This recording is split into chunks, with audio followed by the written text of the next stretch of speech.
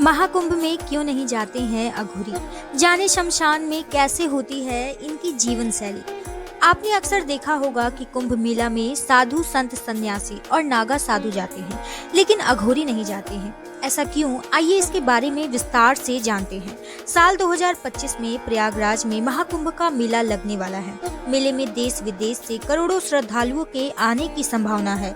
कुंभ मेले में साधु संत आते हैं, लेकिन आकर्षण का केंद्र नागा साधु होते हैं। कुंभ में शाही स्नान करने का पहला अधिकार नागा साधुओं का होता है। उसके बाद ही बाकी लोग शाही स्नान करते हैं।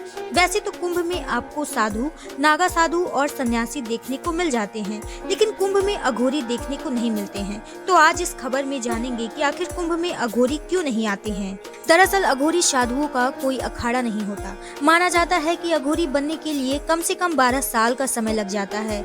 अघोरी साधु बाकी साधुओं से अलग होते हैं। ये शमशान में रहकर तपस्या करते हैं, जलती हुई चिता में खाना बनाते हैं। मान्यता है कि अघोरी साधु मांस मदिरा का सेवन करते हैं। अघोरी साधु तांत्रिक साधनाओं के लिए जाने जाते हैं। इनके पास रहस्यमयी शक्तियां होती हैं, तंत्र मंत्र के ज्ञाता होते हैं। ये तंत्र मंत्र की शक्तियों से लोगों की समस्याओं का हल निकाल देते हैं। आइए अब जानते हैं कि किस भगवान की पूजा करते हैं अघोरी। हिंदू देवता शिव की पूजा करते हैं अघोरी, जिन्हें विनाश का देवता कहा जाता है। उनके साथ ही वह शिव की पत्नी शक्ति की भी पूजा करते हैं। अघोरी साधु कभी कुंभ में स्नान नहीं करते। जी हाँ, यह सच है। अघोरी साधुओं को लेकर के आम जनों के बीच में कई तरह की अवधारणाएं हैं और उनमें से ज्यादातर गलत ही होती हैं। अघोरी साधुओं के बारे में कहा जाता है कि वो जानवर की खाल से अपना तन ढके रहते हैं।